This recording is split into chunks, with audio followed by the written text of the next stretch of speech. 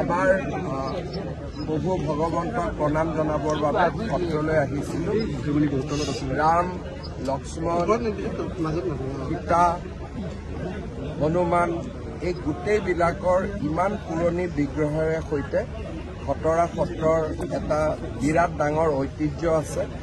সত্ৰত প্ৰণাম কৰি আধ্যাত্মিকভাৱে নিজকে পবিত্ৰ অনুভৱ কৰিলোঁ আৰু সত্ৰ পৰিচালনা সমিতিকো বহুত বহুত ধন্যবাদ জনাইছোঁ যে তেখেতসকলে সত্ৰত মোক বহুখিনি দৰঙী কলাকৃষ্টি প্ৰদৰ্শন কৰোৱালে।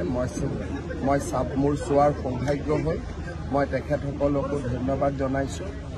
খটৰা সত্ৰৰ কেইবাটাও তেওঁলোকৰ অনুৰোধ আছিলে, বিশেষকৈ সত্ৰৰ পুৰণা মণিকূট আৰু যিটো আমাৰ সভাঘৰ বা নামঘৰ তাক তেওঁলোকে নতুনকৈ বনাই দিয়াৰ বাবে চৰকাৰক আবেদন কৰিছিলে।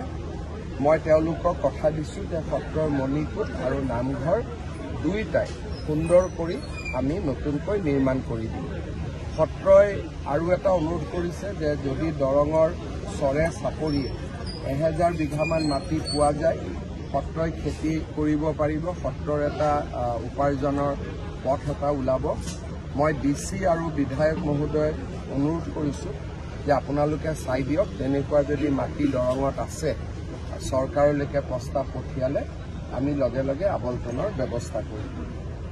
ইয়াৰ উপৰিও আজি কেইবাখনো সত্ৰ, নামঘৰ, সমাজসেৱী সংগঠনে মোক স্মাৰকপত্ৰ দিছে। গোটেইবোৰ স্মাৰকপত্ৰ বিবেচনা কৰি যাক যেনেকৈ যি পাৰোঁ আমি নিশ্চয় সহায় কৰিম। সত্ৰ আয়োগ এখন গঠন হ'ব, যিখন সত্ৰ আয়োগৰ আদালতৰ সমান অধিকাৰ থাকিব আৰু বিভাগৰ দৰে প্ৰশাসনিক ক্ষমতা থাকিব। মই ভাবোঁ যে অক্টোবৰ নৱেম্বৰত যেতিয়া আমাৰ অসম বিধানসভা হ'ব তাত এই আয়োগখন আমি অনুমোদিত কৰিম আৰু ভূমি সম্পৰ্কত যিখন আমি আয়োগ গঠন কৰি দিছিলোঁ তেওঁলোকৰো আমি প্ৰতিবেদন ইতিমধ্যে পাইছোঁ। প্ৰতিবেদনৰ ওপৰতো আমি বিহিত ব্যৱস্থা ল'ম। ছাৰ, দৰঙত চিকিৎসকৰ যথেষ্ট অভাৱ হৈ আছে। স্বাস্থ্য খণ্ডত চিকিৎসক নাই বুলিয়ে ক'ব পাৰি। অহা কালি পৰহি আমি 4খন নতুনকৈ চিকিৎসক নিযুক্তি দিম। গতিকে মই ভাবোঁ যে দৰঙতো নিশ্চয় নতুন কিছু চিকিৎসক আহিব। 18জন, মই যিমান দূৰ জানো নতুনকৈ 18জন চিকিৎসক দিছে। কিন্তু দৰঙত মেডিকেল কলেজখন স্থাপন হোৱাৰ লগে লগে দৰং জিলাৰ বহুদিনীয়া সমস্যা পূৰণ হ'ব, কাৰণ মেডিকেলৰ ডক্টৰবিলাকৰ দৰমহা দিও ভাল, ডক্টৰ থাকিব খোজে।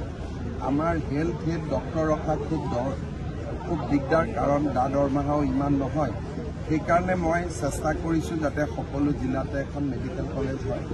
দৰঙতো মেডিকেল কলেজৰ আধাৰশিলা প্ৰধানমন্ত্ৰী মোদী ডাঙৰে 8 ছেপ্টেম্বৰত স্থাপন কৰিব। মই ভাবোঁ যে দৰং জিলাৰ বহু ডাঙৰ সমস্যা এটা দূৰ হ'ব।